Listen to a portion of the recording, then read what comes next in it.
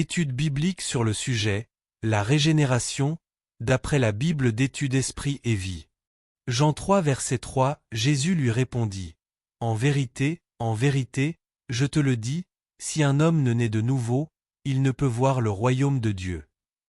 Dans Jean 3 versets 1 à 8, Jésus aborde l'une des doctrines fondamentales de la foi chrétienne. La régénération, Tite 3 verset 5, ou naissance spirituelle. Sans la nouvelle naissance, nul ne peut voir le royaume de Dieu, c'est-à-dire recevoir la vie éternelle ni le salut en Jésus-Christ. Voici quelques remarques importantes concernant la nouvelle naissance. Premièrement, la régénération est la recréation et la transformation de l'être humain, Romains 12 verset 2, Éphésiens 4 versets 23 à 24, par Dieu le Saint-Esprit, Jean 3 verset 6, Tite 3 verset 5, voir l'article sur la régénération des disciples.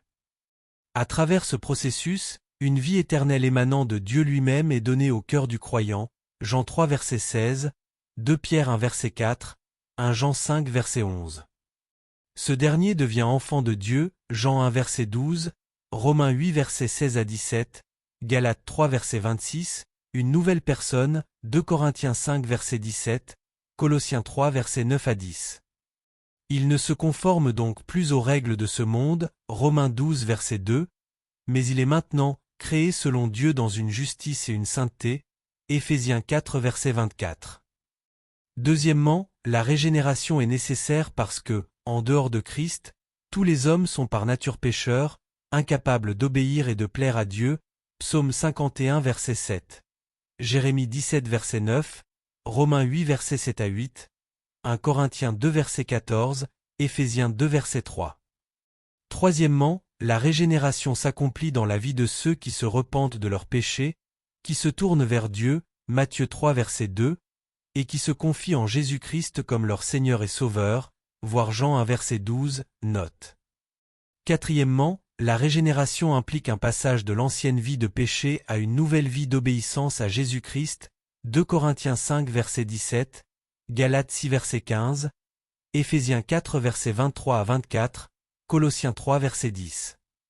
Ceux qui sont vraiment nés de nouveau sont libérés de l'esclavage du péché, voir Jean 8 verset 36, note, Romains 6 verset 14 à 23, ils reçoivent un désir spirituel et manifestent une volonté d'obéir à Dieu et de se soumettre à la direction de l'Esprit, Romains 8 verset 13 à 14.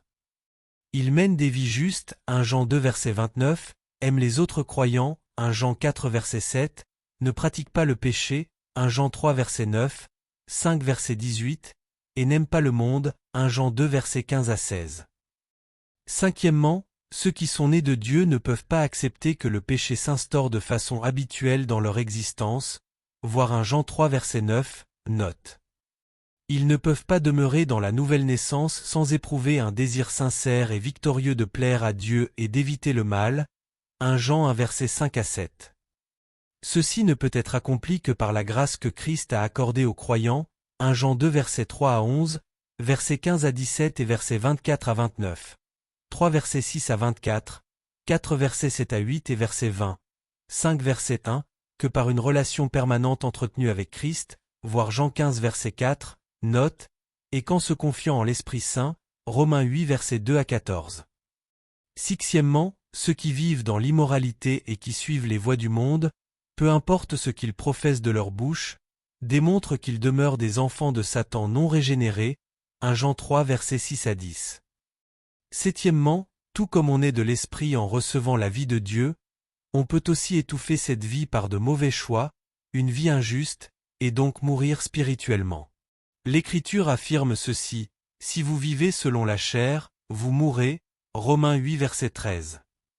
Ainsi le péché et le refus de suivre l'Esprit Saint étouffent la vie de Dieu dans l'âme du croyant et entraînent la mort spirituelle et l'exclusion du royaume de Dieu, voir Matthieu 12 versets 31 à 32. 1 Corinthiens 6 versets 9 à 10, Galates 5 versets 19 à 21, Hébreux 6 versets 4 à 6, 1 Jean 5 verset 16. Huitièmement, la nouvelle naissance ne peut pas être assimilée à une naissance physique étant donné que la relation que Dieu entretient avec le croyant se situe au niveau de l'esprit et non de la chair, Jean 3 verset 6.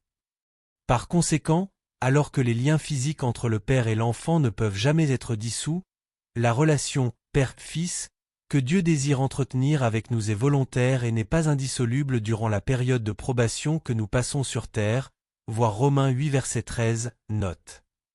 Cette relation dépend de notre foi en Christ tout au long de notre existence terrestre, une fois démontrée par une vie de sincère obéissance et d'amour, Romains 8 verset 12 à 14, 2 Timothée 2 verset 12.